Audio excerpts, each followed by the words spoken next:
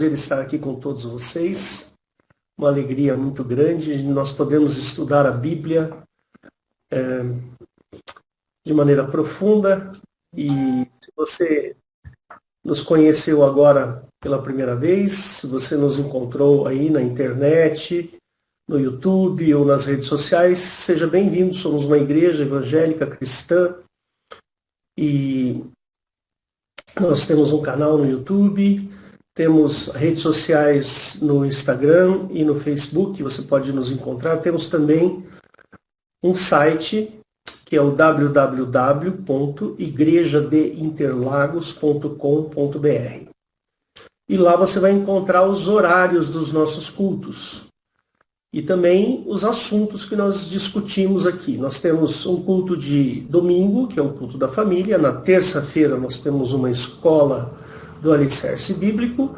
E às quintas-feiras, quinzenalmente, nós temos este estudo mais aprofundado, né? Estudo da Escola da Doutrina Bíblica. Então, eu quero convidar para você participar conosco. Fique à vontade. Se tiver alguma dúvida, pode nos encaminhar as dúvidas, que a gente vai, na medida do possível, respondendo aí as perguntas. Fecha seus olhos e vamos orar. Senhor Jesus, nós te agradecemos por este momento tão agradável na tua presença, nesta noite de inverno, com bastante frio, mas cheio do seu calor, cheio do calor que existe no teu Espírito Santo. Pedimos, Pai, que tu nos abençoes grandemente, abra os nossos corações, o nosso entendimento. Abençoa a irmã Eliette, que vai trazer essa palavra. E peço, Senhor, que esteja conosco e nos livre, Senhor, de todo o mal. Em nome de Jesus. Amém. Eliette, a palavra é com você. Amém. Bom, irmãos, sempre com muita responsabilidade que a gente traz a palavra nas quintas, porque a gente sabe que o tema que a gente traz é um tema polêmico, né? Por quê? Porque muitas pessoas que começam a ler a Bíblia, a maioria cristãos, né, que começam a ler a Bíblia com profundidade e buscando de Deus discernimento espiritual, acaba se deparando na Bíblia com algumas incoerências ou incongruências, ou coisas que não se encaixam bem. E muitas vezes, a maioria das vezes, as pessoas acabam passando por cima dessas situações de difícil entendimento, e acabam prosseguindo, indo para o Novo Testamento, para textos de mais fácil entendimento. Só que, quando a pessoa gosta muito da Bíblia e começa a ler a Bíblia com mais afinco, ela começa a ver que na Bíblia, se nós interpretarmos à luz do Evangelho que recebemos dos nossos pais, e da maioria dos pastores, a Bíblia acaba tendo muitas incoerências. Ou então, se você não aceitar que a Bíblia é incoerente, você tem que aceitar que Deus muda. Conforme a situação, Deus age de uma maneira ou Deus age de outra. E um dos conceitos da divindade é a sua imutabilidade. Porque se Deus muda, então ele não é Deus. Ele é qualquer outra coisa. Ele é anjo, ele é Elohim, ele é serafim, ele é arcanjo, né? Que é facultado para os anjos o erro ou a mudança. Agora, para Deus, não.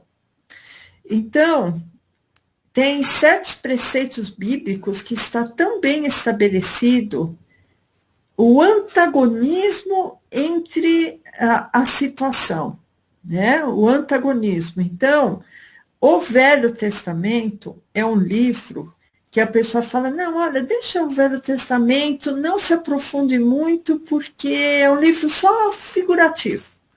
Não é, irmãos. Tanto o Velho como o Novo Testamento são livros que têm a sua conotação histórica, espiritual e também enigmática. O próprio Jesus disse que ele falava por parábolas. Parábolas são como que enigmas, né? Então, se a Bíblia tem o valor histórico também, espiritual e enigmático, todos esses fatores têm que existir uma coincidência entre as ações do Deus verdadeiro. Então, por exemplo, Deus verdadeiro não mente. Se tiver alguma mentira, então não se trata do Deus verdadeiro.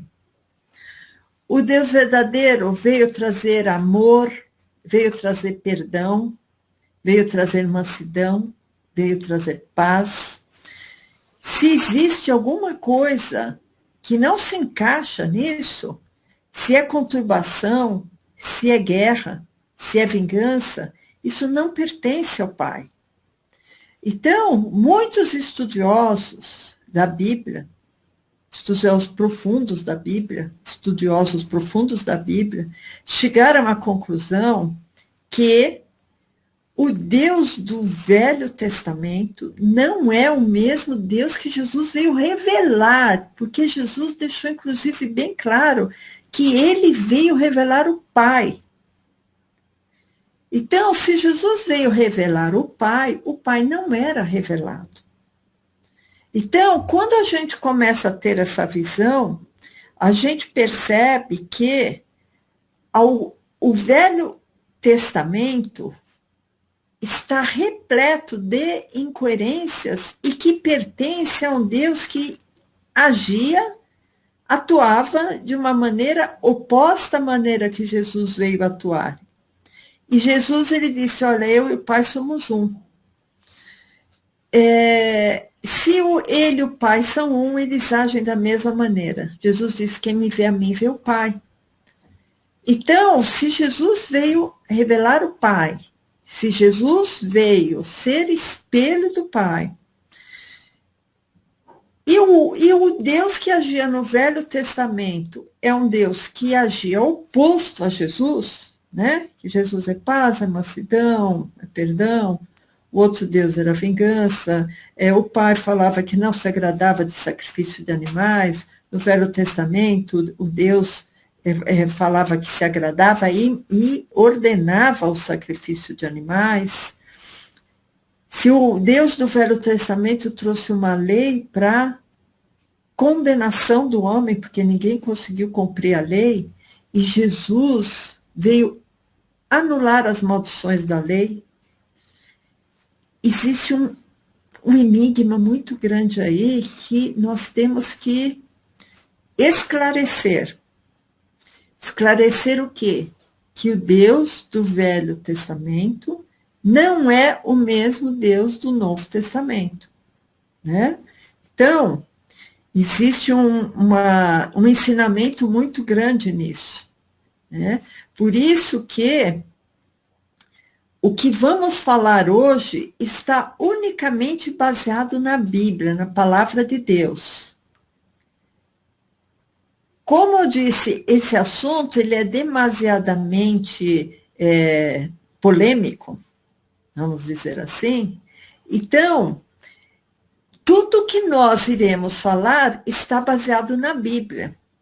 Não é o que alguém achou, não é alguém que trouxe uma profecia, não é alguém que trouxe uma revelação desse estudo que a gente vai fazer. Não, tudo que a gente vai falar hoje está baseado unicamente na Bíblia, na palavra de Deus.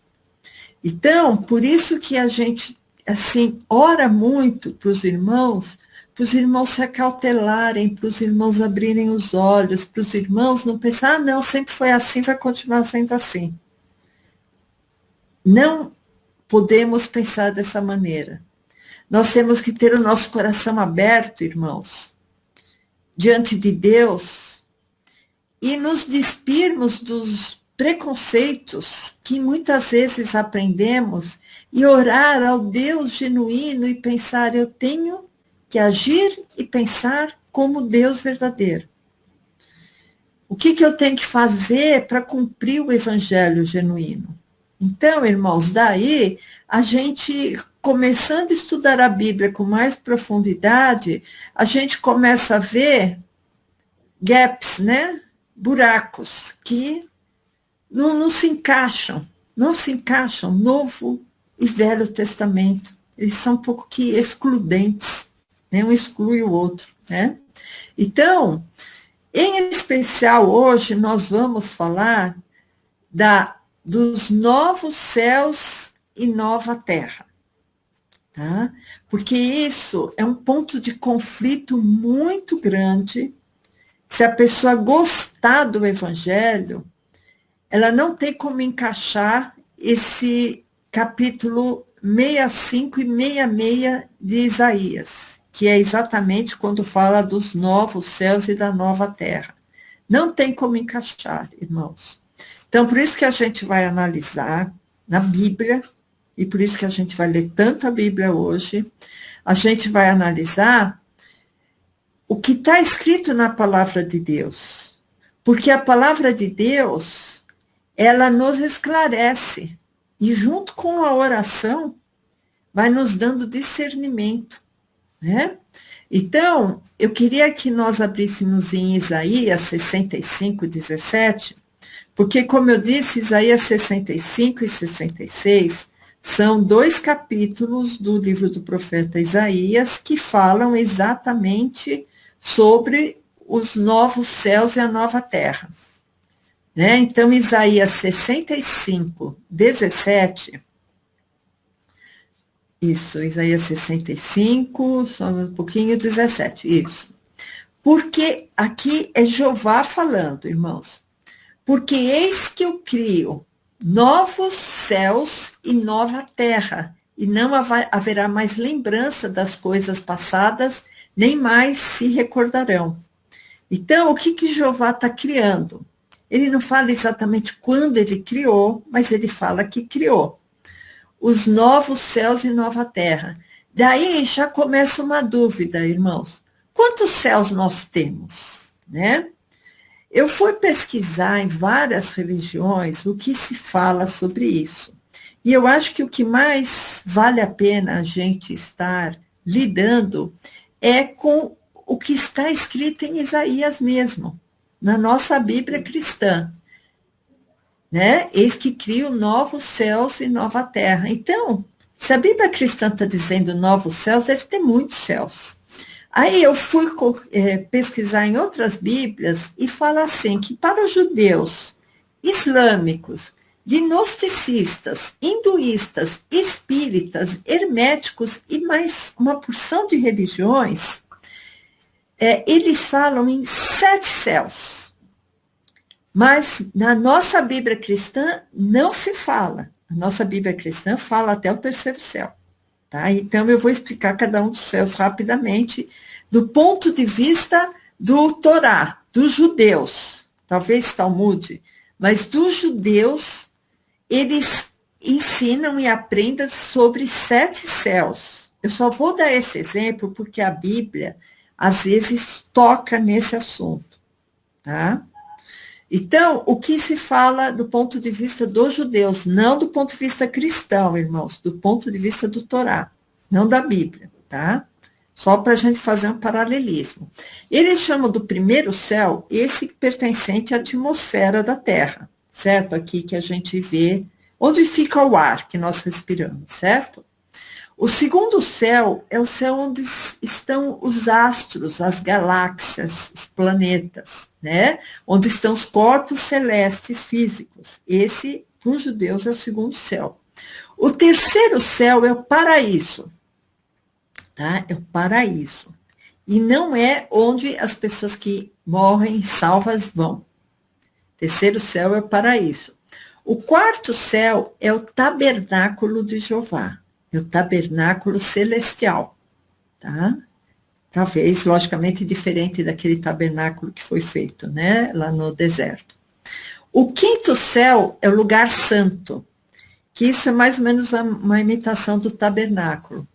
O sexto céu, para o judeu, é o lugar de recompensa, onde vão salvos de Jeová.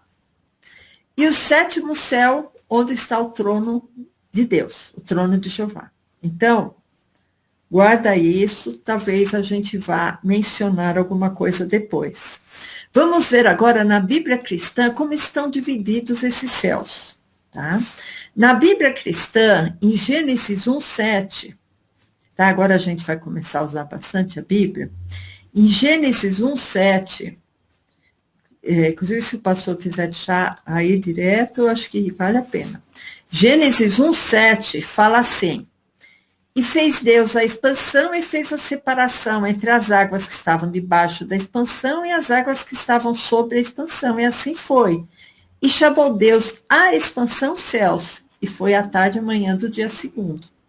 Então, no segundo dia, Deus, Jeová que criou, né, que fez essa criação física, não sei se foi a mando do Pai, mas quem colocou a mão como um pedreiro foi Jeová, certo?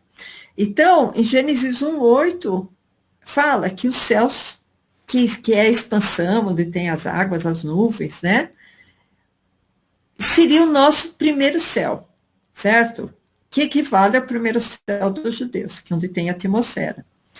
Agora, em Gênesis também 1:14, fala assim: e disse Deus, haja luminares na expansão dos céus, e para haver separação entre dia e noite, e sejam eles para sinais e para tempos determinados e para dias e anos. Então, este seria o segundo céu, né? O segundo céu das galáxias, das estrelas, né? Dos planetas. Agora, em 2 Coríntios 12:2, nós vamos ver no Novo Testamento, lógico, né? Está em 2 Coríntios, o céu que existe num plano espiritual, tá? Descrito pelo apóstolo Paulo, que ele associa esse terceiro céu ao terceiro céu que a gente descreveu no judaísmo. Lembra que eu falei esse terceiro céu? Mas também, talvez, ele estava falando com os judeus, ele quis pegar alguma coisa já conhecida dos judeus para ele não ir num plano muito diferente do que eles conheciam. Então, em 2 Coríntios 12:2, fala assim, Paulo falando: conheço um homem em Cristo, que há 14 anos, se no corpo, não sei, se fora do corpo, não sei, Deus o sabe, ele foi arrebatado até o terceiro céu. Tá? Terceiro céu. Eu sei que tal homem, se no corpo, se fora do corpo, não sei, Deus o sabe, foi arrebatado ao paraíso e ouviu palavras inefáveis para que ao homem não é lícito falar. Então, interessante, irmãos, que aqui Paulo fala de uma pessoa que foi ao céu. Só que essa palavra de Paulo, eu queria lançar 4 situações que eu vou chamar de situações problemas quanto a essa palavra, tá? Para a gente pensar junto, raciocinar juntos. Então, Paulo fala de um homem que foi arrebatado até o terceiro céu, que era o paraíso, certo? Primeiro problema, João 3:13. Irmãos, como eu disse, tudo que a gente vai falar é respaldo bíblico.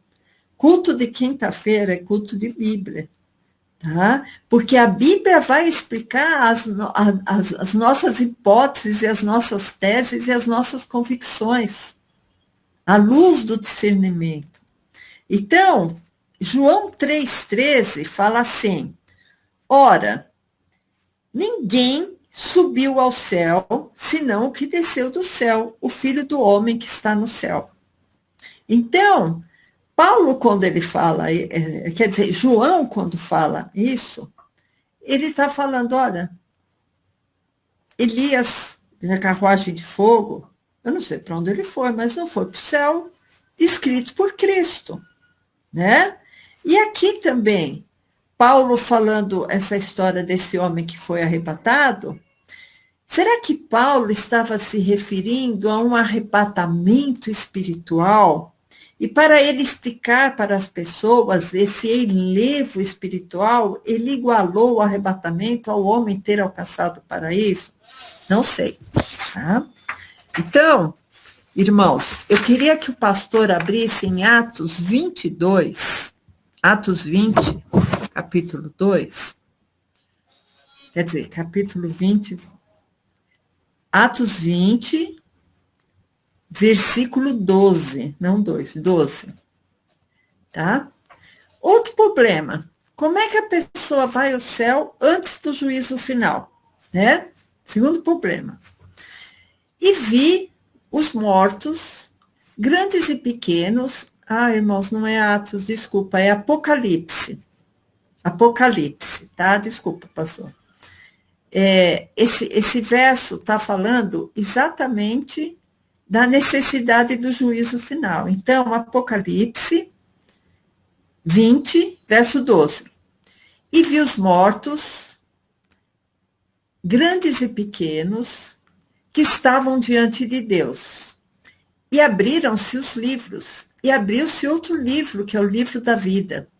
E os mortos foram julgados pelas coisas que estavam escritas nos livros segundo suas obras. Então, como é que essa pessoa, Paulo descreve que foi para o terceiro céu, se tem que existir o juízo? Né? A gente pensa também em outra situação, que nós, espiritualmente, estamos assentados em lugares celestiais. O que eu penso? Que talvez essa pessoa que Paulo está se referindo é uma pessoa que ficou extasiada espiritualmente e, como num batismo do Espírito Santo, às vezes a pessoa se enche de gozo, de regozijo e não quer mais sair daquela situação. Acho que a maioria de vocês já tiveram essa experiência, né? Então, em Efésios 2:5, fala exatamente isso, né? Que nós já estamos assentados em lugares celestiais. Só que esse estar assentados em lugares celestiais, na verdade, é pela fé. Pela fé nós estamos assentados, que é o que nós sabemos, que nós, enquanto estamos aqui no mundo, habitando enquanto nós estamos aqui no mundo, habitando esse planeta, nós estamos à mercê de coisas boas e ruins, né? E por isso que a gente tem que estar sempre orando, e temos batalha, temos tudo. Então, nós, pela fé, estamos assentados em lugares celestiais. Mas sabemos que também aqui nós temos que matar um leão por dia também, né? Efésios 2:5, estando nós ainda mortos em nossas ofensas, nos vivificou juntamente com Cristo. Pela graça sois salvos, e nos ressuscitou juntamente com Ele, e nos fez assentar nos lugares celestiais em Cristo Jesus. Então, irmãos, estamos assentados em lugares celestiais.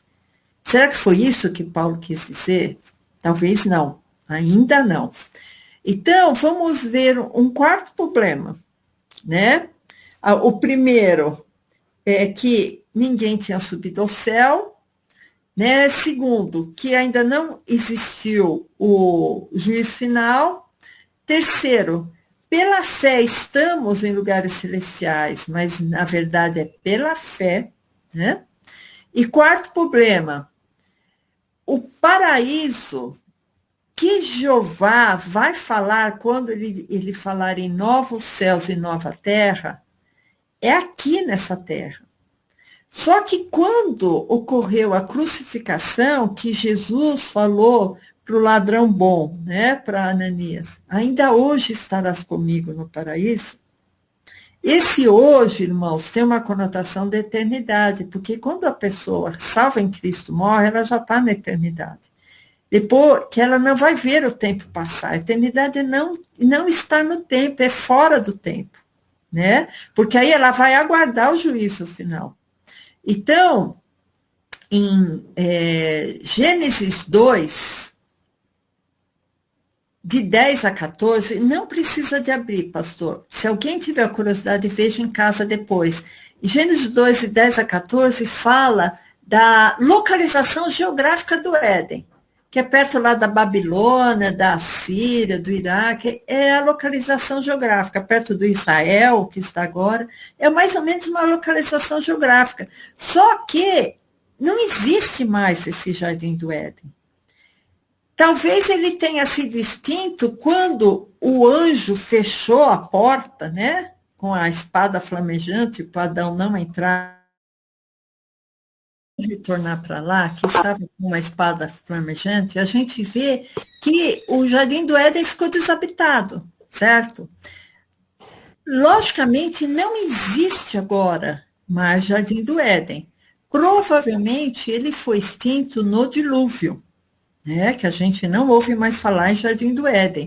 Mas, como Jeová precisava de deixar um prêmio para as pessoas que agradavam a ele, ele teve a necessidade de fazer esse novos céus e nova terra, né? Como eu já expliquei, vários céus e uma terra só, né, que está no livro de Isaías.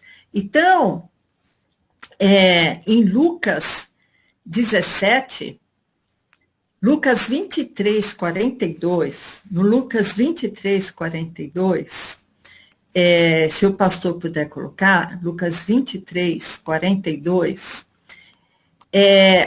o reino de Deus que está preparado não é nessa terra, né? Então, Lucas 23, 42 fala assim: e disse a Jesus, Senhor, lembra-te de mim quando entrares no teu reino? E disse-lhe Jesus, em verdade te digo que hoje estarás comigo no paraíso. Jesus tinha acabado de falar que o reino dele não era nesse mundo, né? E ele falou para Ananias, olha, você hoje estará comigo. E esse hoje, irmãos, quer dizer eternidade. Porque para Deus não existe tempo, não existe anos correndo. Porque o nosso calendário depende do sol, né? Depende de dias, depende de anos, depende de séculos, mas para Deus, Deus é eterno. Então, quando Jesus diz, hoje estarás comigo no paraíso, Jesus quer dizer, eternamente você estarás comigo. Mas a gente sabe que todos irão passar pelo juízo final. Né, os mortos e os que estiverem vivos serão julgados pelo livro da vida do Cordeiro. Então, logicamente, Ananias também. Ele está adormecido como vários cristãos estão adormecidos esperando o dia final. Né? Mas já com a promessa de hoje, de eternamente, ele vai estar com Jesus. Então, em Isaías 65, passou a poder abrir Isaías 65, em Isaías 65, 17, começa a falar dos novos céus e nova terra de Jeová. O que dá a impressão, irmãos, nessa descrição de Isaías 65, 17, até o final de Isaías 66, é que a nova terra e os novos céus de Jeová se englobam e que será aqui na terra, né? Vamos ver o que vai acontecer. Então, Isaías 65, 17. Porque eis que eu crio novos céus e nova terra, e não haverá mais lembrança das coisas passadas, nem mais se recordarão. Verso 18. Mas vós folgareis e exultareis perpetuamente no que eu crio, porque eis que eu crio para Jerusalém uma alegria e para o seu povo gozo. Então, nós vamos ver daqui para frente diferenças muito grandes, muito gritantes, muito antagônicas entre o céu prometido por Jesus e o céu prometido por Jeová. Foi o que eu falei no começo, irmãos. A gente aprendeu que Jeová é o pai de Jesus, mas isso não se confirma no Evangelho. Por isso que esses estudos, o pastor falou, é Bíblia, é estudo profundo. É você se despir de preconceitos e pensar, deixa eu ver o que está escrito na Bíblia. e não o que me passaram, né? Deixa eu ver o que Deus reservou para os seus, o que Deus deixou escrito para nós, né? Então, em Isaías 65, 20, tá? Agora a gente vai ficar em Isaías 65, 66 e indo e voltando para Isaías, indo e voltando para Isaías, tá? Porque a gente vai fazer um paralelismo entre o que existe no céu de Jeová, no novo céu e na nova terra, e no céu de Jesus, porque parece que Jeová está preparando isso agora, né? Isso que eu crio, né? E Jesus já tem tudo preparado para nós desde a fundação do mundo, né? Ele não criou agora. Então, em Isaías 65, 20, fala assim, ele já está descrevendo como serão os novos céus e a nova terra dele, irmãos.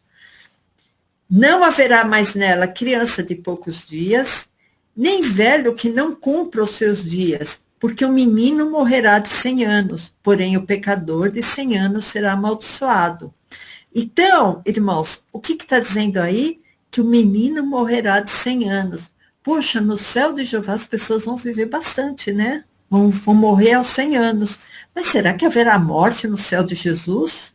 Né? Então, essa morte que existe no novo céu, nos novos céus e na nova terra de Jeová é muito estranha, porque em Apocalipse 21, 4, está dizendo que no céu de Jesus não haverá morte.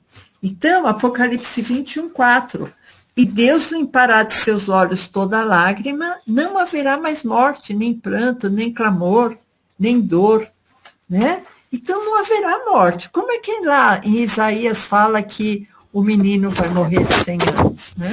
Então, fica meio estranho aí a situação, né, irmãos? Outra coisa, nesse versículo a gente vê, depois, vamos voltar lá para Isaías 65, 20, para vocês poderem acompanhar, que isso aqui é interessante vocês poderem acompanhar, tá? É o mesmo versículo, tá? É porque o menino morrerá de 100 anos, a gente já viu que no céu de Jesus não vai haver morte, porém o pecador de 100 anos será amaldiçoado. Estranho maldição, né? Se Jesus levou a nossa maldição, por que ainda vai haver maldição lá no céu, né? Então, Apocalipse, novamente, 22, 3, Apocalipse 22, 3, irmãos. E ali nunca mais haverá maldição. Então, no céu não haverá maldição contra alguém. Que, aliás, não vai haver pecador no céu, né? Mas no céu de Jeová tem. Vamos voltar, então, para Isaías 65, 20. Tá? É o que eu falei, a gente vai ficar no vem e vai de Isaías, porque a gente tem que fazer um contraponto, irmãos, para vocês verem que não é possível que esse Isaías 65, 66 descreve o céu de Jesus. Então, o mesmo versículo, porque o menino de 100 anos, porque morrerá de 100 anos, porém o pecador de 100 anos será amaldiçoado. Então vai existir pecador, foi o que eu falei, né? Agora, Isaías 65, 20, que eu acabei de ler para vocês, eu não vou ler para não ficar muito longo, tá? Só vou deixar a referência de Apocalipse 22, 14 e 15, que lá no céu fala, ficarão fora os cães, os fornicadores, os pecadores ficarão fora. Eles não vão entrar no céu de Jesus, né? Outra coisa, irmãos, em Isaías 65, agora indo para o verso 21 e 22, fala assim, e edificarão casas e as habitarão, tá?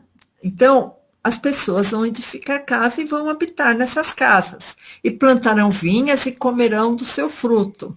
Verso 22. Não edificarão para que outros habitem, nem plantarão para que outros comam, porque os dias do meu povo será como os dias da árvore. Quer dizer, já falou, né, que será 100 anos. e os meus eleitos gozarão das obras das suas mãos.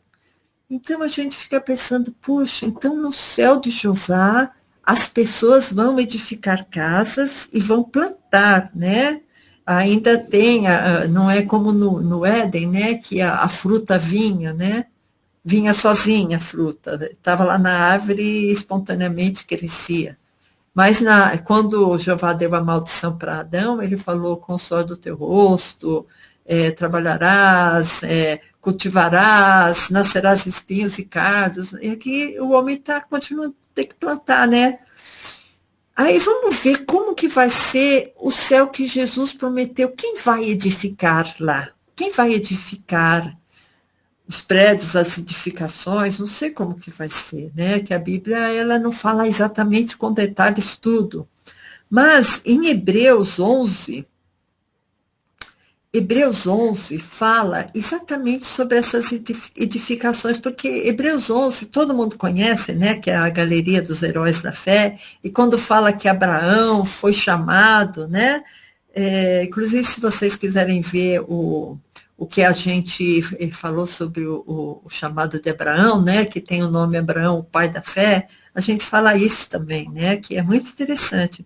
Pela fé, Abraão sendo chamado, Hebreus, né, 11:8. Pela fé, Abraão sendo chamado, obedeceu, indo para um lugar que havia de receber por herança, e saiu sem saber para onde ia.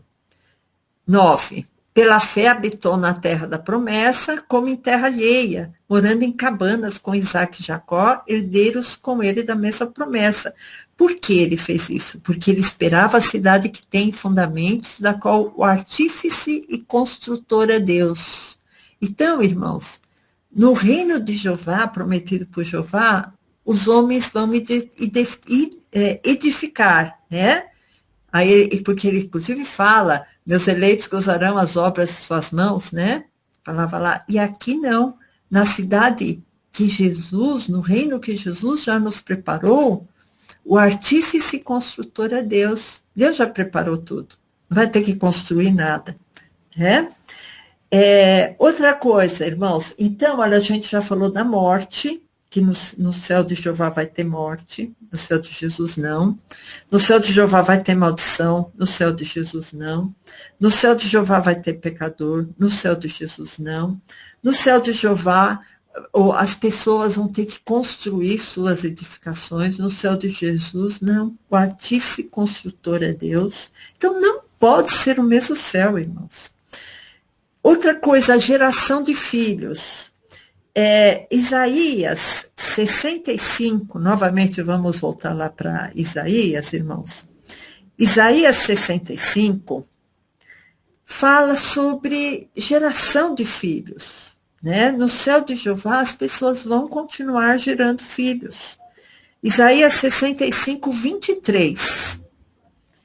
Não trabalharão debalde, né, em vão, nem terão filhos para perturbação, porque são a posteridade bendita do Senhor, e seus descendentes estarão com eles. Então, eles terão filhos. Aqui está falando que não terão filhos para perturbação, mas então terão filhos, né? Mas no céu de Jesus não vai ter essa história de procriação, né, irmãos? Então, no livro de Lucas, em Lucas, no capítulo 20, no verso 35, fala exatamente isso, né, sobre a procriação. Lucas 20, 35. Mas os que forem havidos por dignos de alcançar o mundo vindouro, isso é o céu de Jesus, né, e a ressurreição dos mortos, nem hão de casar, nem ser dados em casamento. Então, não vai ter casamento no céu, não vai ter procriação no céu. Nós todos lá vamos ser irmãozinhos, né? Outra coisa, irmãos. Então, não vai ter morte, não vai ter pecado, não vamos ter que edificar nada, não vai ter geração de filhos, não vai ter maldição. Outra coisa, não vai haver diabo nem serpente lá no céu. Glória a Deus por isso, irmãos, porque os cristãos que forem dignos de chegar lá, tem aquela dupla situação que eu falei. Eles foram salvos pelo sangue de Cristo, mas eles tiveram que demonstrar boas obras também, porque eles estavam salvos, né? Então, no céu de Jeová haverá serpente. Então, vamos voltar novamente para Isaías 65, 25, que fala justamente que a serpente estará lá no novo céus e na nova terra de Jeová. Então, Isaías 65, 25, o lobo e o cordeiro se apacentarão juntos, o leão comerá palha como o boi, e pó será a comida da serpente. Então, vai existir serpente, e nós vimos, quando a gente estudou também Abraão, o pai da fé, que esse pó significa o povo, né? Que significa a descendência carnal de Abraão, né? Então, a serpente continuará fazendo a obra maligna de devorar pessoas, né? E no céu de Jesus vai ter serpente? Não, porque a serpente que enganava todo mundo, a besta e o falso profeta, todos serão lançados no lago de fogo, né? Então, não haverá serpente lá no céu de Jesus. Isso está em Apocalipse 20, 10, não precisa abrir, pessoal. Outra coisa, a sétima diferença, irmãos, entre o céu de Jesus e o céu de Jeová. No céu de Jeová haverá noite. Por quê? Haverá lua. Se tem lua, às vezes a lua aparece de dia, mas a lua ela é mais notada à noite. E vai ter sábados, quer dizer, vai ter tempo. Não vai ter eternidade no céu de Jeová. Isso está em Isaías 66, tá? Agora a gente já pula para Isaías 66, no verso 22 e 23, tá? Verso 22 e 23. Fala assim, aliás, verso 23. E será que desde uma lua nova até a outra, desde um sábado até o outro, virá toda a carne adorar perante mim. Então, haverá lua, haverá sábado, haverá dias, né? Então, se haverá dia, haverá noite também, né? Contagem de tempo. E no céu do Pai, no céu de Jesus, irmãos, não haverá noite. Em Apocalipse 21, verso 25, se o pastor quiser abrir, já está, né? Apocalipse, então, fala, e as suas portas não se fecharão de dia, porque ali não haverá noite. Irmãos, que coisa maravilhosa, no céu não vai haver noite, né? E provavelmente, como nós estaremos com o corpo glorificado, não vai ser esse corpo aqui que se cansa, né? Que tem que repousar, que tem que dormir. Eu acho que a gente, como não haverá noite, acho que nem haverá necessidade de ficar descansando, né? Porque a noite acho que existe também para a gente poder descansar, né? Então, irmãos, outra coisa interessante, que é o oitavo argumento que diferencia antagonicamente o céu de Jesus e o céu de Jeová, né? Ou a nova terra e os novos céus de Jeová. Está em Isaías 66, 23, tá? Então, vocês veem que todo Isaías 65, metade de Isaías 65, todo Isaías 66 fala do céu de Jeová, né? Novos céus e nova terra. Então, Isaías 66, 23 fala assim, e será que desde uma lua nova até outra, desde um sábado até outro, virá toda a carne a adorar perante mim. Opa, vai ter carne no céu de Jeová, né?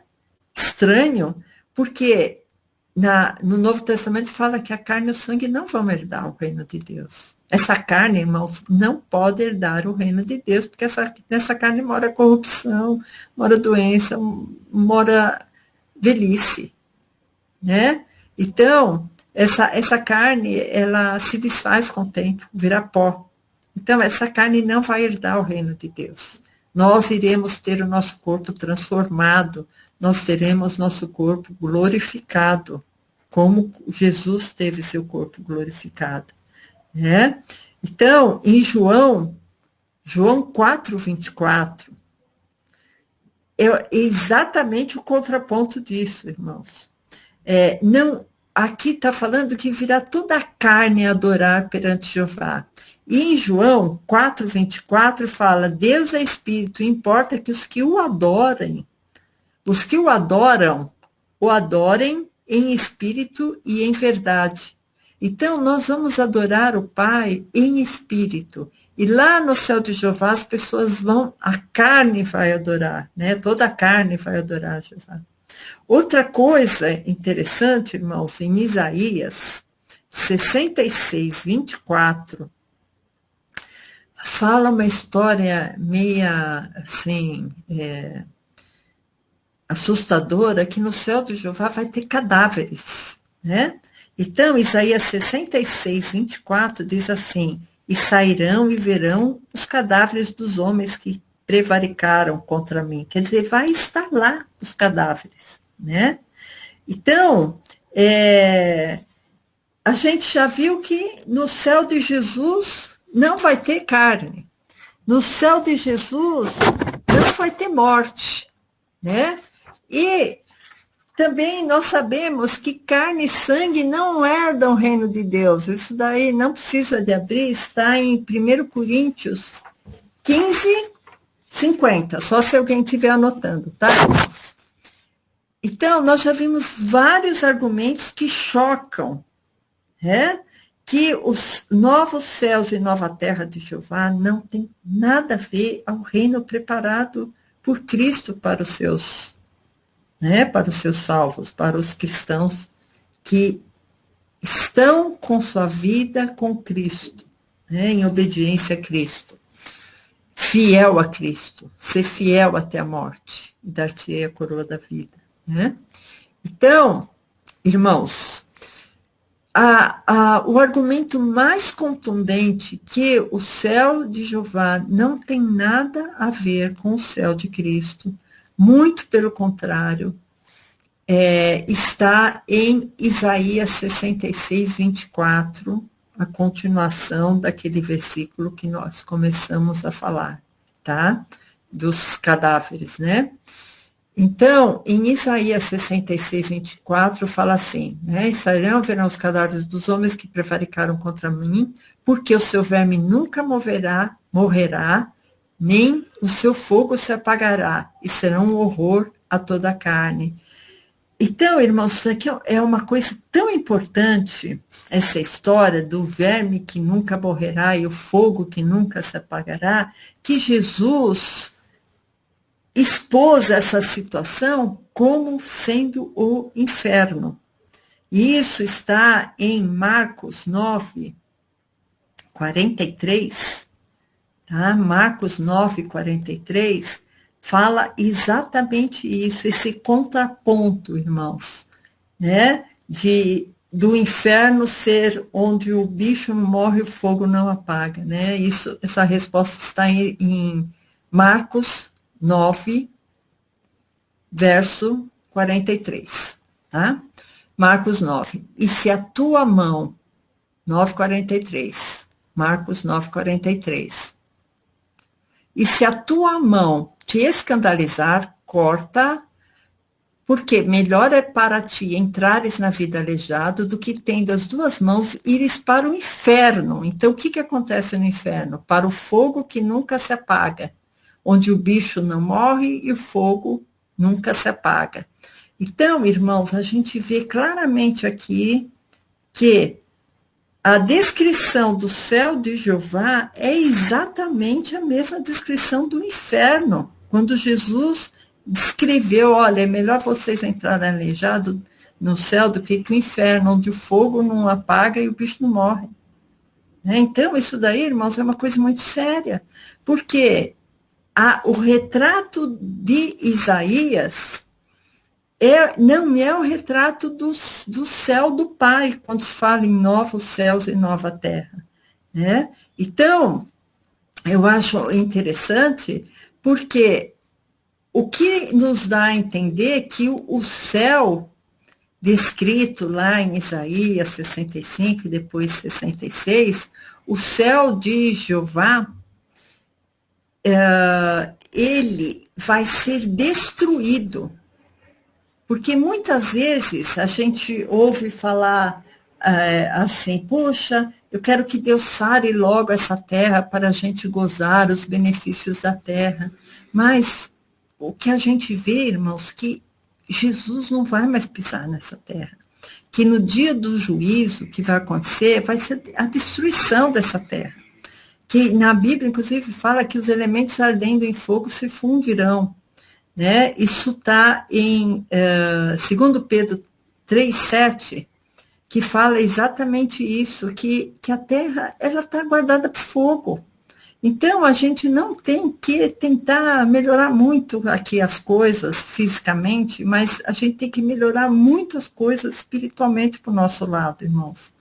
Então, 2 Pedro 3,7 fala assim: mas os céus e a terra que agora existem, pela mesma palavra, se reservam como tesouro e se guardam para o fogo até o dia do juízo e da perdição dos homens ímpios.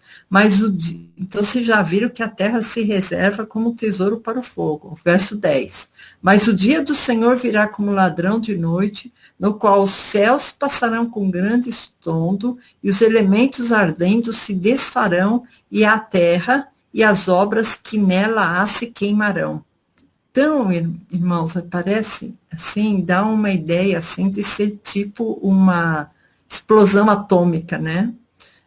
A gente não sabe o que vai acontecer, né, irmãos? Lógico que a gente quer estar com Cristo, mas até lá a gente vai aprender muita coisa ainda, né? Aprender com Cristo muita coisa.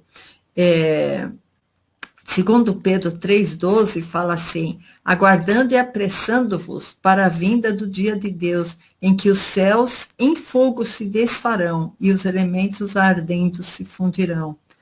Então, irmãos, é uma coisa assim que, logicamente, a gente não quer passar por tudo isso, né? Mas se a Bíblia está escrito, são coisas que vão acontecer. Então, eu não sei até quando sarar ou restaurar essa terra está sendo condizente com Pedro, com o Apocalipse. Outra coisa que eu achei interessante, irmãos, que como Pedro foi criado no judaísmo, ele usou já essa palavra em 2 Pedro 3,13, isso, 2 Pedro 3,13 fala assim: mas nós, segundo sua promessa, aguardamos novos céus e nova terra em que habita a justiça. Aí a gente fica pensando, poxa, mas a gente acabou de ver que novos céus e nova terra tem uma coisa assim, uma quedinha assim por Jeová, né? E como é que Pedro vem falando isso? Olha, irmãos, eu acho que essa transição, tá? Pedro, ele ainda guardava muita coisa do judaísmo, tanto assim que vocês veem o sinal lá do lençol, né? Que é o principal exemplo que a gente pode dar. E outra coisa também, em Apocalipse 21:1, talvez isso vale a pena a gente abrir, tá? Porque a gente viu tudo que em 10 argumentos bem documentados que o céu descrito em Isaías 65 e 66 não tem nada a ver com o céu de Jesus, né? Aí vem Pedro e fala, né, segundo Pedro 3,13, mas nós, segundo sua promessa, aguardamos novos céus e nova terra. O que eu achei mais interessante nessa história, irmãos, é Apocalipse 21:1, que eu acho que como que desmente um pouco Pedro, né? Pedro falando que vai aguardar novos céus e nova terra, a gente viu que realmente Isaías não combina com o Novo Testamento. Então, Apocalipse 21:1 fala assim: mas nós, segundo sua promessa, Apocalipse 21:1, e vi um novo céu e uma nova terra. Vocês veem que interessante aqui, irmãos? Aqui não está mais falando em novos céus. Aqui em Apocalipse está falando em um novo céu. É diferente do que Pedro estava falando, né? Então, Apocalipse 21, 1 fala: e vi um novo céu e uma nova terra, porque o primeiro céu e a primeira terra passaram e o mar já não existe. Então, irmãos, a gente vê aqui que a primeira terra não existe, que aqui já começa uma conotação espiritual muito grande, tá? Em Apocalipse 21. 21, agora Apocalipse 21, 22. Vamos dar um salto aqui em Apocalipse 21. Agora a gente vai para Apocalipse 21, 22.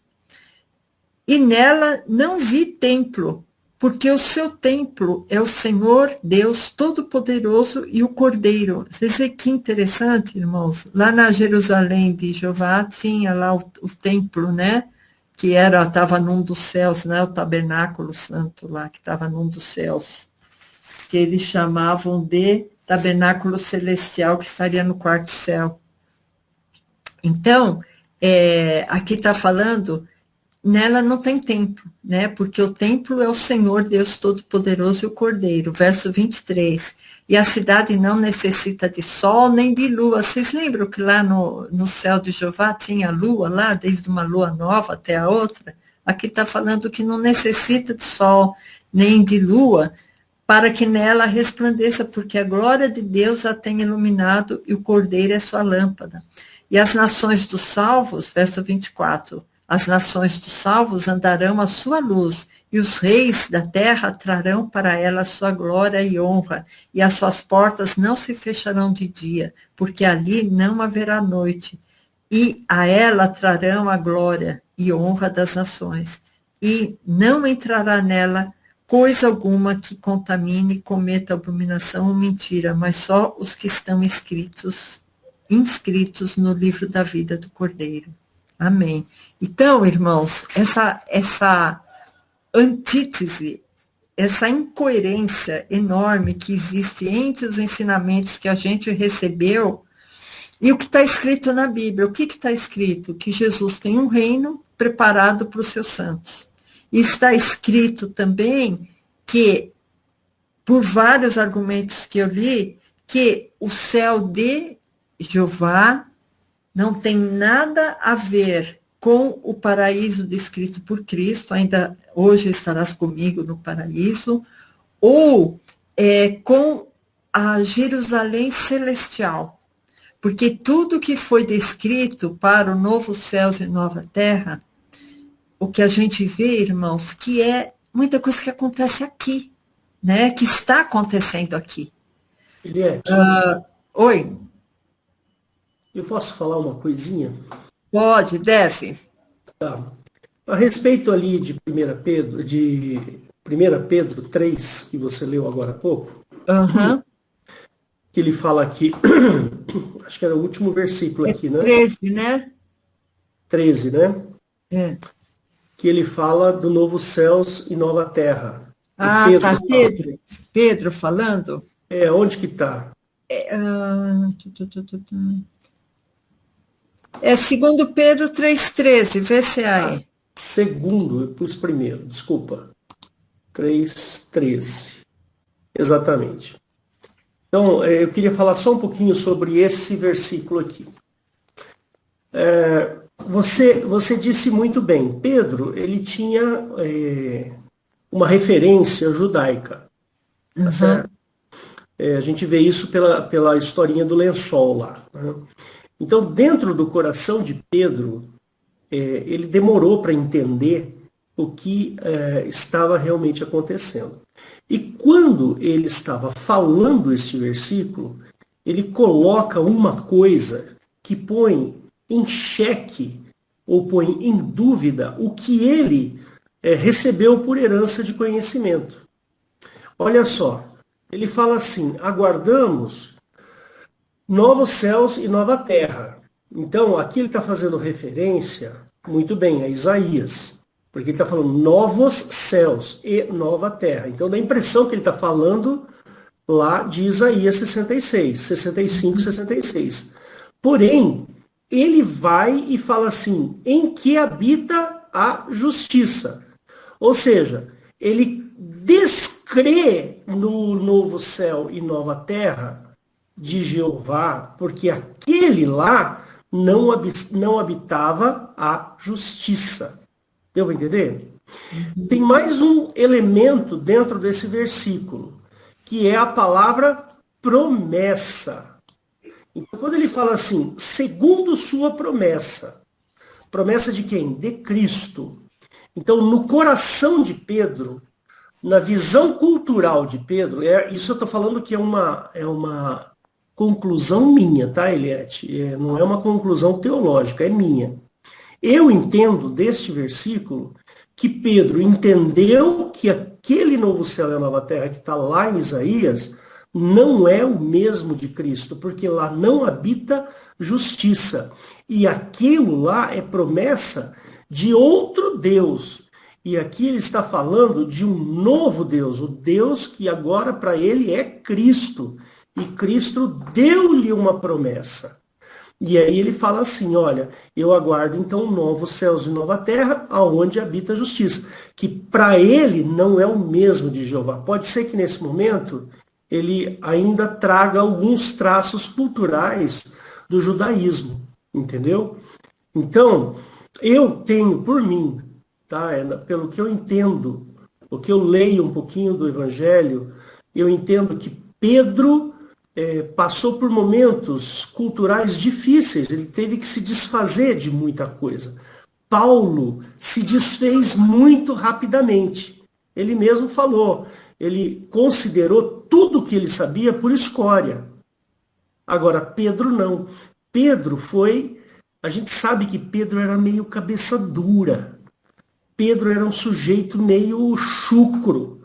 Percebe? E Pedro demorou mais para se desvencilhar do judaísmo e entrar de cara, né, dentro do cristianismo. Por isso que eu tenho por mim que esse novo céus e nova terra é só uma referência cultural. Porque na realidade ele está falando de uma promessa e está falando de justiça. Porque o que a gente percebe também, pastor, é que quando se apresenta em Isaías 65 e 66, dá a impressão que eles estão fazendo uma restauração do que já existe aqui. Um arremedo, assim, uma restauração. Olha, vocês vão viver de 100 anos, o leão vai comer palha junto com a ovelhinha. Então, vai ter uma restauração do que já existe aqui. E a gente vê aqui em 2 Pedro, no verso anterior, no 12, que Pedro fala que os céus em fogo se desfarão e os elementos ardendo se fundirão. Então, vai existir uma destruição do que a gente vê agora. Não vai continuar existindo essa terra. Provavelmente, é o que eu penso pelo que está na Bíblia. Porque fala que a terra se reserva para o fogo. Fala que os elementos vão se fundir, quer dizer, vai existir uma temperatura tão alta que vai se fundir. Eu não sei se o próprio homem vai usar, todo mundo usando uma bomba atômica, não sei o que vai acontecer. Ou se isso vai ser mesmo alguma coisa divina. Mas a gente vê que em Isaías dá a impressão de uma restauração do que está existindo. E Pedro, provavelmente, ele não soube expressar como uma coisa nova, e ele já pensou uma coisa que já existia para ele explicar, né? Para ele explicar o paraíso. Como ele não conseguiu explicar, achar uma palavra para o paraíso de Jesus, ele usou essa palavra, novos céus e nova terra, né? Remetendo ao que a gente viu que não tem nada a ver com o céu de Jesus. Então era isso. O pastor quer falar mais alguma coisa? Não, Eliette, está tudo bem. Tá bom, então.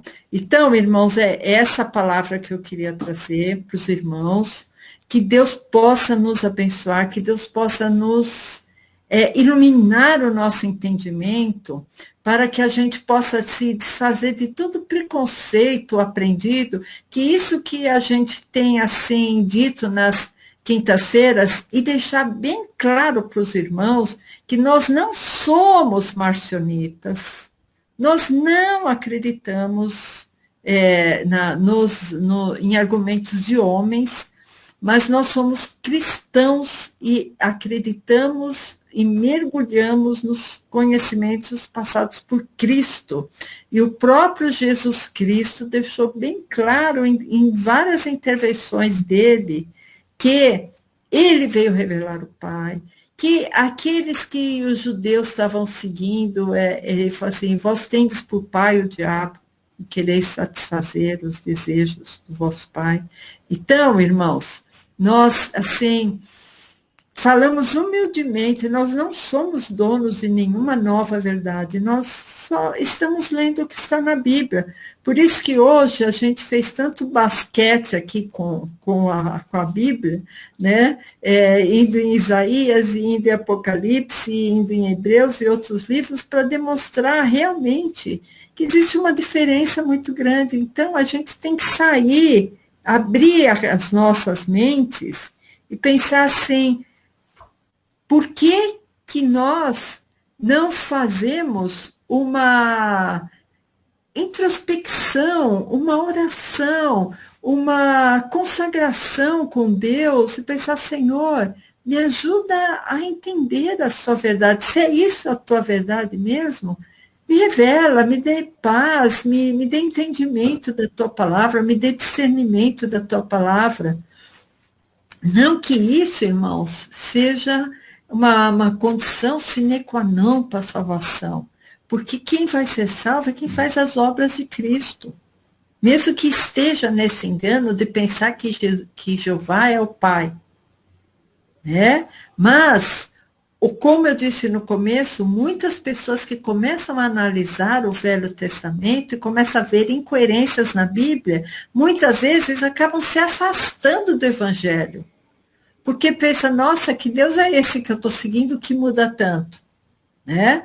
Então, daí a importância de nós abordarmos esses assuntos de quinta-feira, que é um assunto que nós mergulhamos na personalidade de Deus, nas obras de Deus, e baseados na Bíblia, e não em achismos, baseados na Bíblia, a gente comprova na própria Bíblia que Jeová não tem as obras do Pai e que o Pai não muda.